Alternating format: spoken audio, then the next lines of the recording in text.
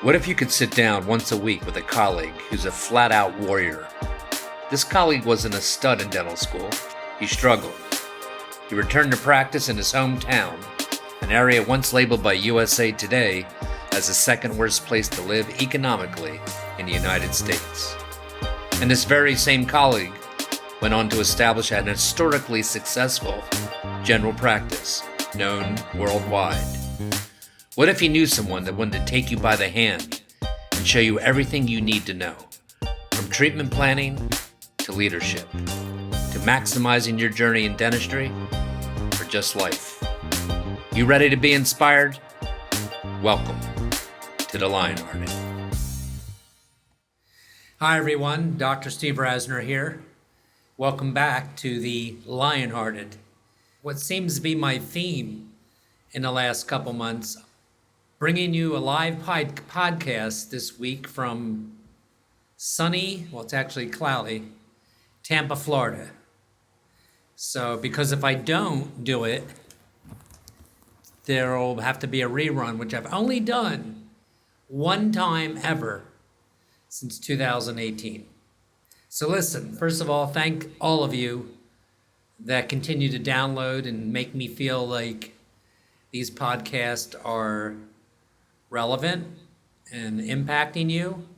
I continue to get plenty of emails in that regard, and I also get a lot of emails that are persuading me to push ahead and have the 2023 live Lionhearted weekend, which I think would be amazing. So welcome back. And last weekend, as you know, I was doing a live podcast from Portland, Oregon. And I told you I was all excited that I had a series of podcasts I was going to give you to look at yourself, which is the point, and see what part of a lion-hearted dentist you are, and maybe what you could add to make your professional and your personal life better, which is the whole point. And so that's where I was at. And I talked, as you remember, and I really got into that last podcast. I even almost got emotional at one point. I remember, I forget what it was in reference to, but I do remember that I talked only about two things last week. And one was the fact to implore you to never quit. And just the Cliff Notes summary of that point was because quitting just procrastinates what you're going to have to do anyway. Because you just can't quit on life. I mean, I guess you can, but why would you do that? And so, and I know sometimes we feel like we want to do that. We do. We feel like, oh my God, I'm in over my head. And does that ever happen to you? Like you wake up one day early, 4 o'clock in the morning like I do, and you start thinking of all the things that you have gotten yourself into. When I say that, I mean productive things too. Like, nothing happens in 1 hour or one day. I mean, decisions are made like that, but your directions of life are made over time. And you thought a couple years ago about opening up a second practice or a first practice, and you're up 4 o'clock in the morning. You can call me, by the way, or email me. I'm usually up. And you realize the responsibility. Maybe it's such that you have a family and 3 young children now and a dental practice, and there's so much that goes in to doing this thing that we call living life. And sometimes you have that moment to realize where you're at. It happens to me, man. It happens to me, like that I write articles that people read, and are they responsible, these articles, or the lectures and presentations I do, and certainly my live courses, which there's times when I guess it's called being insecure about where you're at in your world, because it's hard. And I'm saying this to you because there have been times I never wanted to quit.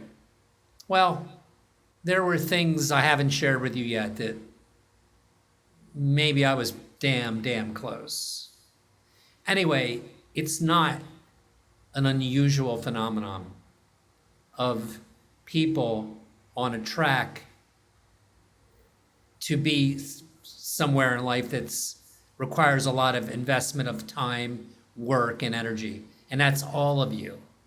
For goodness sakes, the very fact that you became a dentist, the very fact I know other professionals watch this podcast, nobody handed that to you. That was a big investment.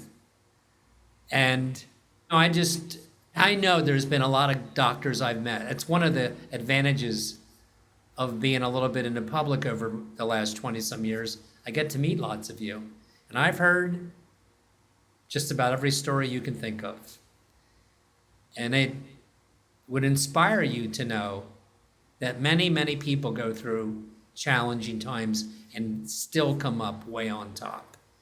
So, no, Steve Rasner doesn't think, Lionhearted Dental Thinking doesn't think you should ever quit. And you really shouldn't spend a lot of time even contemplating it, because it doesn't solve anything, is my point. It just prolongs the energy and action and the work you have to take to undo this thing you may want to undo or make better. And then, of course, I talked about being careful of who you surround yourself with. And because I think the wrong energy people, in fact, I think some people are beyond just wrong energy. I think they're toxic, just aren't good for you. And sometimes you inadvertently become connected to people like that. You didn't see it early on, or I don't know. I don't want to get into it again. But I think they were spot on. I think they are spot on qualities of successful people in life. And remember, when I say those phrases to you, successful people in life, it surely isn't just about money. It's about your happiness. It's about your health. It's about your joy and appreciating the world that you're in. And maximizing the potential that you all have. I mean that. I am a living example, trust me, of a guy that's maximized the potential of what he has. I am not a natural brainiac. I wish I was. I got to read things friggin' 3 times more than the guy next to me. You know, I've worked really hard to get where I'm at, and it's been worth it. So let's continue tonight with what other qualities I think are critically important to that. And one is, this is very connected to your practice or your professional present status. So as an associate, whatever, if you want to achieve a higher level. And that is, strategy is a higher priority than spending. And that is particularly true if you own a practice. And what I mean by that is that if you're in a practice that's hit what I call a horizontal version of non-growth. You were on an ascending graft of growth, and you've hit a wall, and maybe you haven't declined, but you're been horizontal, up a little, maybe down a little. You really haven't moved at all, and you thought you were going to. And sometimes you'll go out and you'll spend money on a scanner, on a printer, and I'm certainly not here to tell you they're bad things. I am here clearly to tell you that before you do that strategizing is a much better approach. And that what I mean by that is you have to, nobody's going to do this for you. You have to take a long look at what it is. It doesn't sound sexy, but you have to do it. Where are you professionally? Are you making the income you thought you would make? Are you doing the procedures you thought that challenge you, that make you feel good? All right? Is your staff the right staff? That's how you begin the process. Even if you have to listen, I'm just a mecca of experiences because I'm older than most of you. And I got a life coach 2 different times in my life that's usually I guarantee you there's one somewhere in your zip code. And it's usually a psychologist that, if nothing else, it's trained to hear your words and your thoughts. It's very healthy for you to bounce ideas and stuff, and it's worth the investment. I only had mine for a year at 2 different times, but that may be the place to start. And remember this, there's a slide I always use in my presentations called leap and the net will appear. You've heard me say that on other podcasts. And I say that to you because right now some of you are probably saying to yourself, oh, great advice, Raz. I'm going to go get a therapist now. That's going to solve my problems. Another expense for me. Well, some expenses are worthwhile. And sometimes something that is, I don't know, almost uncomfortable for you is good for you. And certainly, I find it hard to believe that anyone would argue that if you're not where you want to be, you need to spend time first figuring out what part of where you are that you don't want to be. You want it to be better. What part? Is it money? Okay, in your practice, it could be stale. I just gave you that, a horizontal envelope of non-growth. Well, because what some of you will do, let me give you the alternative. I said to you, strategizing is a higher priority than spending. So you'll go out, no offense to any consultants that watch this podcast. I think you're valuable, but I think the doctor and his office need to meet and try to figure out what's wrong with them and how they could fix it before they just pay you a flat fee. And those fees are very expensive. We all know that. We're not talking $20,000 to figure out what to do with your practice. Who knows your practice and its issues better than you? You just haven't taken the time to examine them and spell them. Yeah, it's work, man. So what? Don't you remember? I've been there. Me saying to you, what's the upside? The upside is that you can work 4 days a week, either as an associate or as a practice owner. Think, you don't have to work evenings, you don't have to work weekends. Make an extraordinary income if that's what your number one goal is. There's nothing wrong with that. Do challenging procedures that make you feel, there's times when I'm away from my practice that I realize I really know how to do some cool, amazing things. Vertical bone augmentations and reconstructive surgery, and then smile reconstructions and occlusals, everything. And so the bottom line is, that may not be your problem. You may be incredibly talented in that arena, but maybe it's your staff. Maybe it's your bottom line, that your overhead is so crippling. And you don't have to kid me. I know what happens because I've lived in that world. You go from week to week, right? This sound familiar to some of you? You go in on Monday, and there's no money of serious money to be produced unless you're doing it, doctor. You have hygienists. You might even have a couple associates. But the real income comes from you. And you're good at it. And you're so busy producing, doing the bigger procedures, because you're the only one who knows how to do them at that level. You're so busy doing that the next thing you know, it's Thursday night and you're finished for the week. and another week has gone by, and you haven't done one thing to address the fact that your bottom line net is pathetic.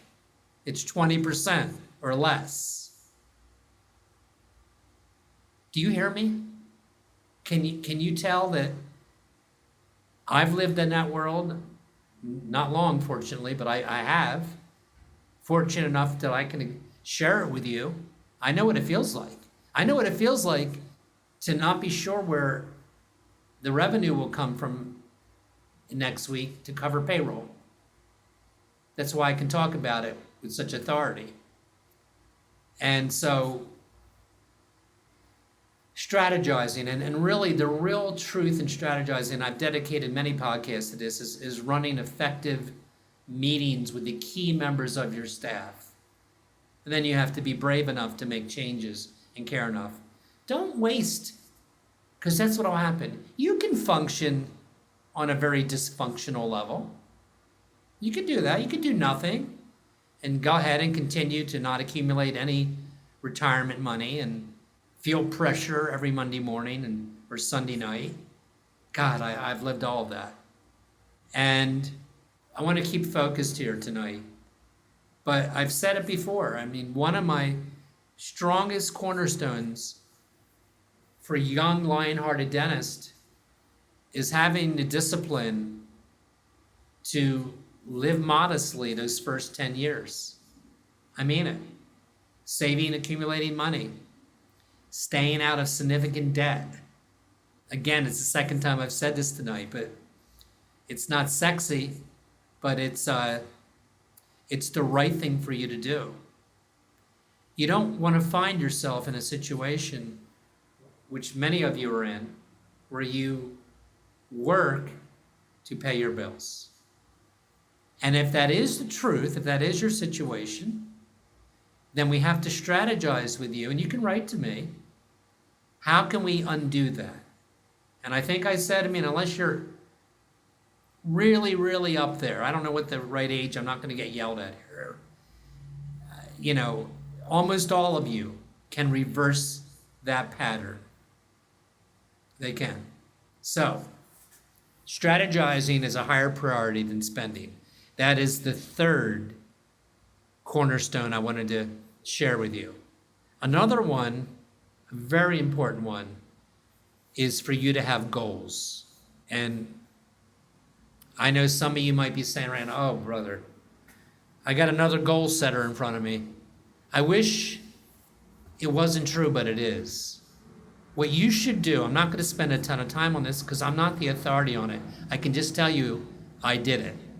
Steve Rasner changed the trajectory of his career early on. And again, in my personal situation, the biggest problem I had is some horrible setbacks in my life, and also that I wasn't disciplined, so I had really high financial monthly needs.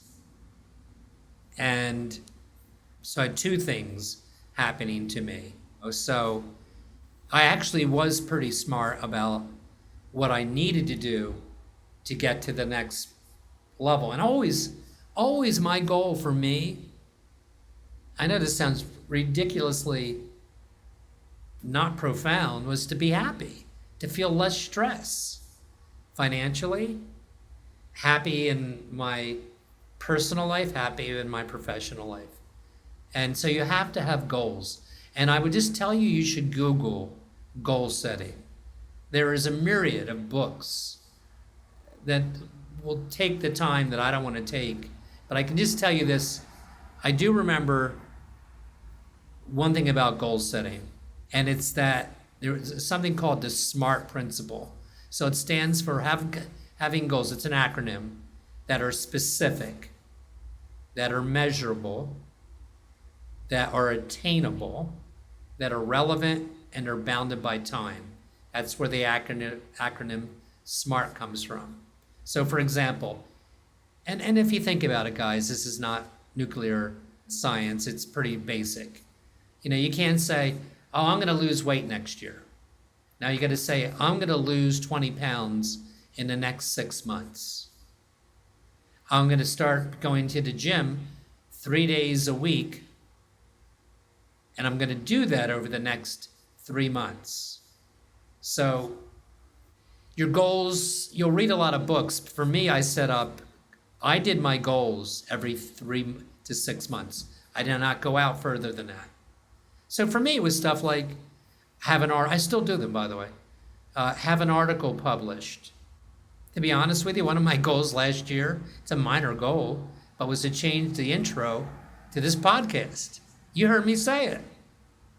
I know it's a little nothing thing, but it's good to do the things that you think you should do. Obviously, that's a very minor one. Reduce my credit card debt in the next 12 months by 50%.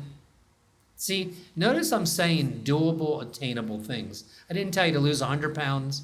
I didn't even tell you to reduce your credit card debt. Now, to do that, how am I going to do that? And maybe that life coach will help you with that. But you're going to have to be more restrictive in how you spend money till you undo some of the damage you might have done, if that's your situation. Taking CE was always, so I'd have professional goal. I can remember I'm going to add a hygienist to my team. And so I'll go from 1 to 2. And exactly, for example, how I used to do that is I would literally, even before I hired the hygienist, I would go to my front desk team and I would schedule an extra 1 hygiene day, 90 days out. That gave me 3 months to fill it and find somebody. And as soon as I filled that, I added a second day. And guess what? Long story short, I started with 1 in 1980. By 1990, I don't know. I have 5 today. Not all at once. And, things like that. I'm going to create an environment that I am the office to go to work for in my community. Well, that's just words, unless you create that office atmosphere wherever. Guess what? It's helped me tremendously. I'm sure some of you during post-COVID or during COVID.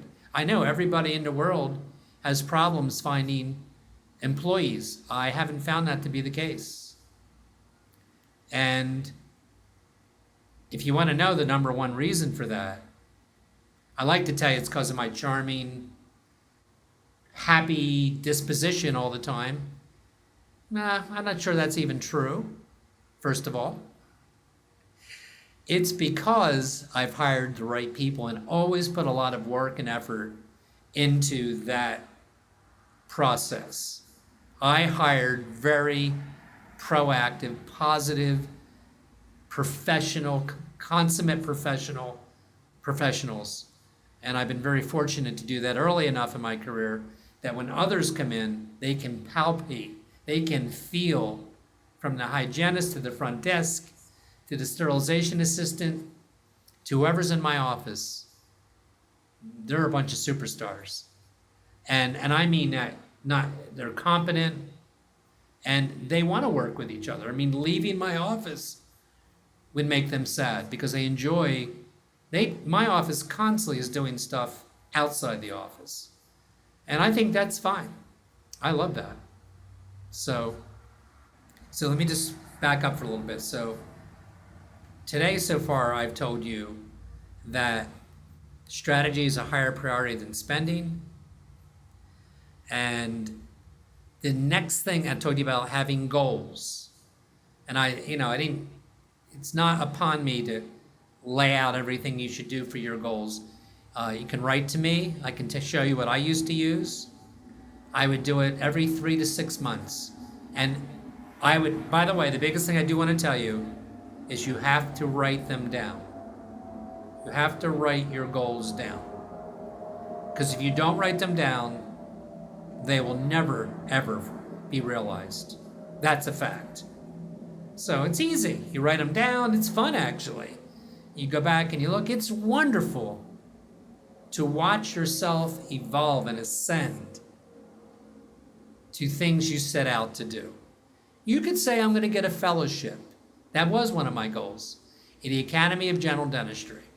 And then for me, it was a mastership, which I got in 1998. And then for me, it was, I wanted to pass the oral board certification of the AGD. And on and on and on and on, which I also did. The next thing is an important thing too, and it's probably going to be the last thing I leave with you tonight, and that is surround yourself with a superstar inner circle. Now, last week I told you to try to get rid of the toxic people in your life. I mean, there's subtle and not so harmful ways to eliminate people in your life that aren't good for you. Now I'm telling you, surround yourself with a superstar inner circle. And by that I mean the following. Number one, I would have a dental-based attorney, a dental-based accountant, 3 different people, and a dental-based financial investor. All 3 dental-based. Not somebody that has 2 dentists that he's done work for. There are lawyers out. Let me tell you why you do this. I don't have it anymore, by the way, for the lawyer. But for 25 to 30 years of my 42 years, I retained a lawyer. I've only been sued once in my life, and it was in the first 5 years of practice.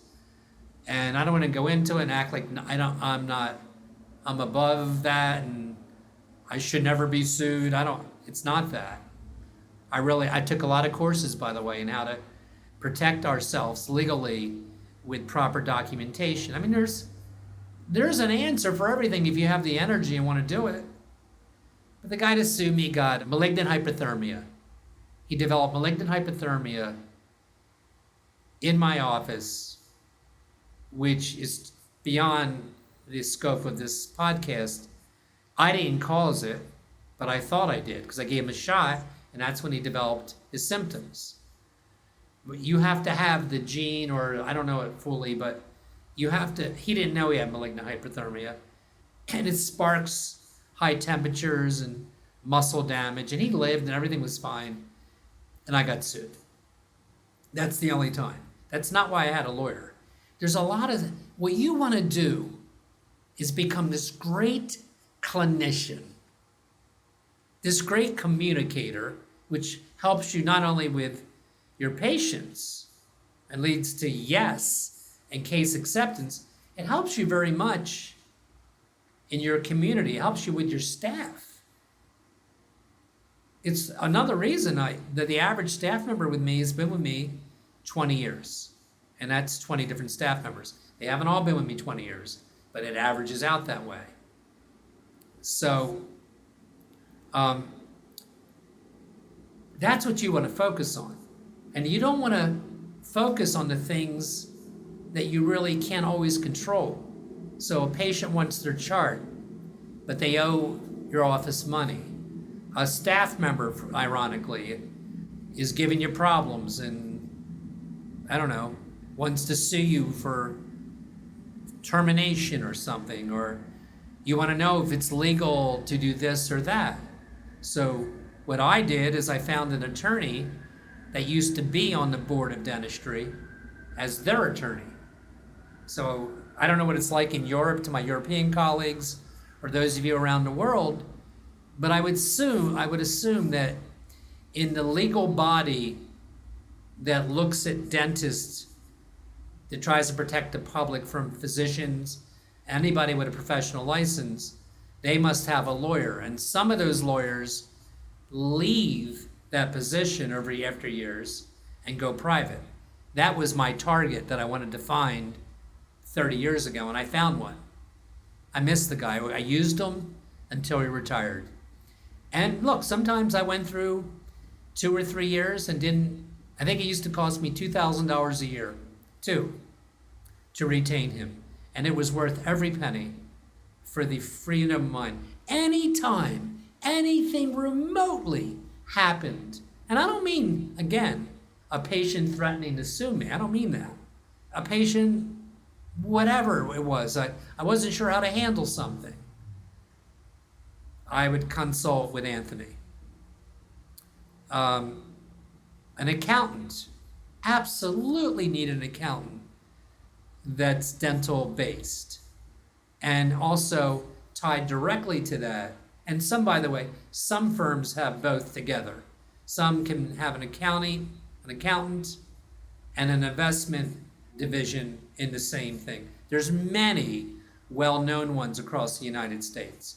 I don't care if you're 35 years old. It is not too early, especially if you have your own practice. Look, if you're an associate, I wouldn't retain an attorney at this point.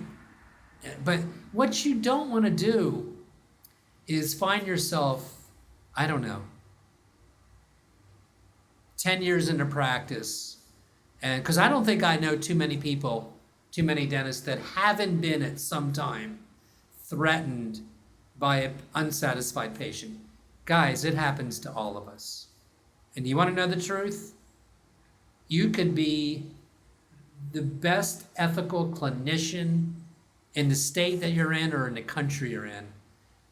Sometimes a red flag patient who lives for this gets by you. They're good at it. They're good at covering the toxic part of their personalities. It's happened to me. And look, it's beyond the scope of this particular podcast. But I'll tell you, and a lot of people would disagree with me, but I do a lot of things that a lot of colleagues would disagree with probably, and that is, I don't hesitate for a second. If I think a patient, I'll give you an example. Here we go. I have a patient right now. I'm in the middle of making her an upper denture retained by, I think it's 5 implants with zest locators, which I, by the way, I almost always use a bar, but she came with a zest locator upper denture, and she came with a failing mandibular dentition.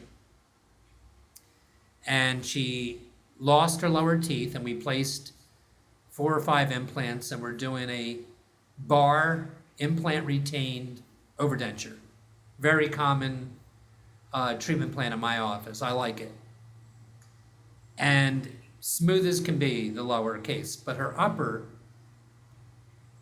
her new upper looks exactly like her old upper.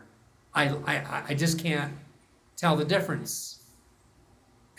I can't. And she's beside herself. We're in the wax tooth try-in part.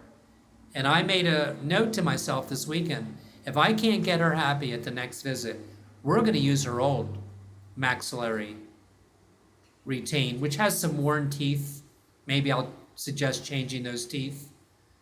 But you got to get to a point where you have a backbone, my friend. Or I know I'm off on another tangent.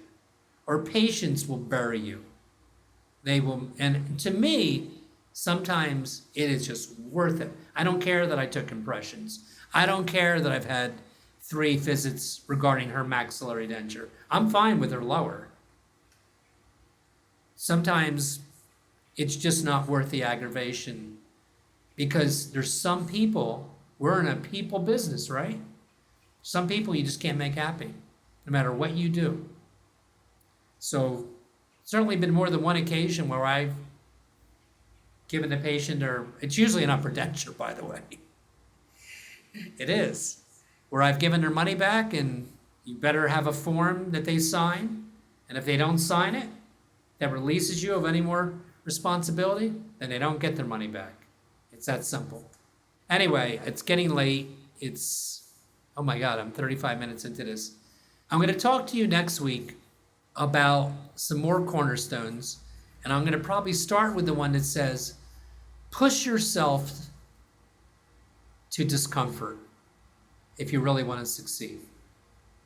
You have to do things that you're not necessarily comfortable doing, that are good and productive.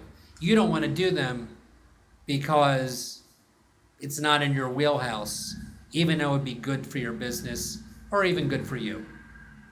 Thanks for joining me. Keep listening, write me letters, and let me know you care about the Lionhearted. We'll keep it going. See you next week on the Lionhearted.